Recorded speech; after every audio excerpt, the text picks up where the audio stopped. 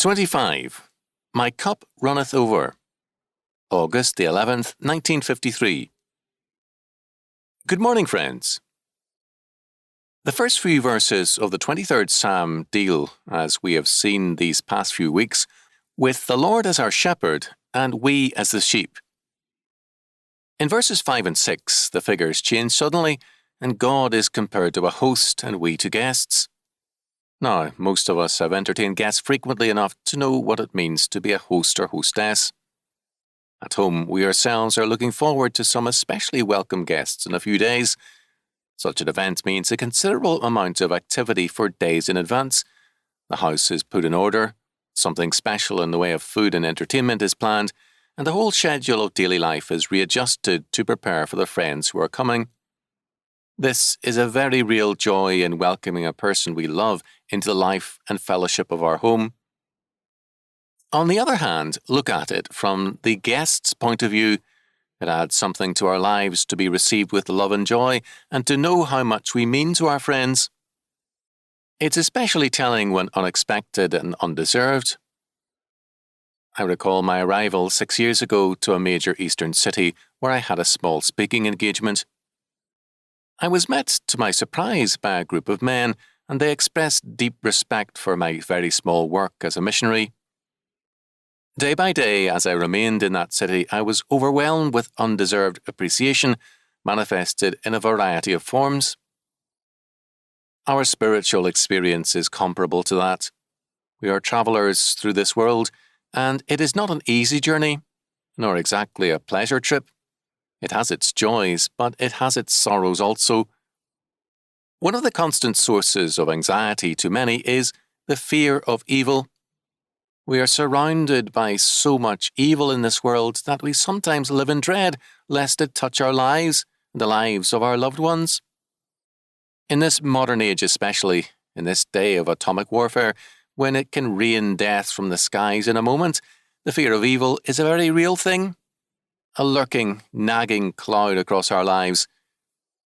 To us, in the midst of this distress, comes the calm and reassuring words of David. I will fear no evil, for thou art with me. We find ourselves in this life constantly in the presence of enemies, seen and unseen, inner enemies and outer. Often there is an enemy in our own souls, waging war against all our efforts and our desires to follow in the path of righteousness.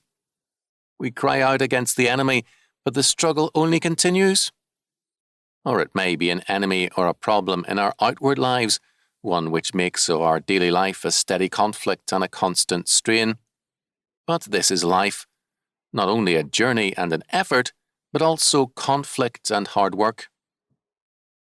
Then suddenly, in the midst of conflict and in the presence of our enemies and our problems, we're able to say with David, Thou preparest a table before me in the presence of mine enemies. Thou anointed my head with oil, my cup runneth over. Psalm 23:5. This is a life in Christ. Always conflict, but always a spread table. Maclaren. And notice the nature of the table. Our struggle is a conflict comparable to warfare, and we to soldiers. In the presence of enemies, a soldier eats quickly and hastily, but the Lord our host, in the midst of Christian warfare, feeds us, not in brevity and haste, but from the leisure of a spread table.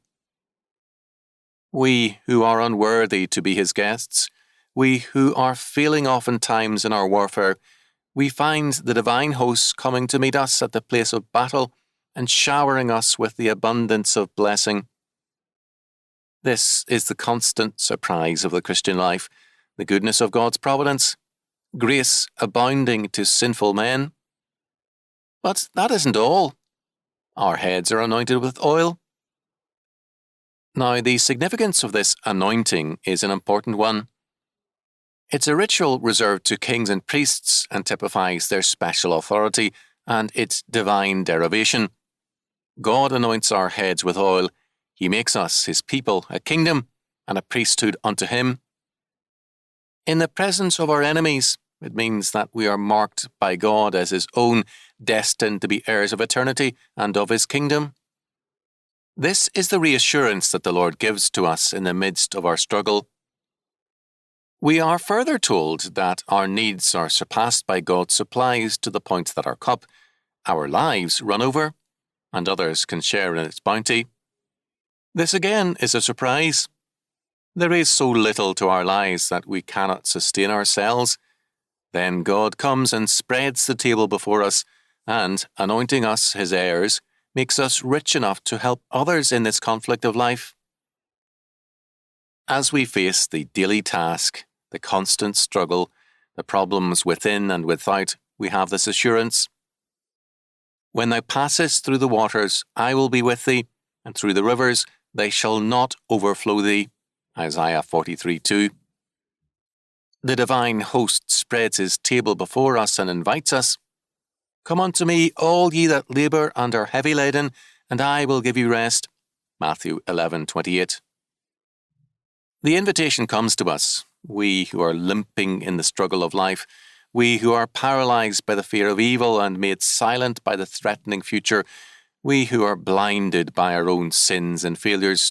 To us he says, Come, for all things are ready. My table is spread, my banquet is ready. Let us therefore come boldly unto the throne of grace, that we may obtain mercy and find grace to help in time of need. Hebrews 4:16.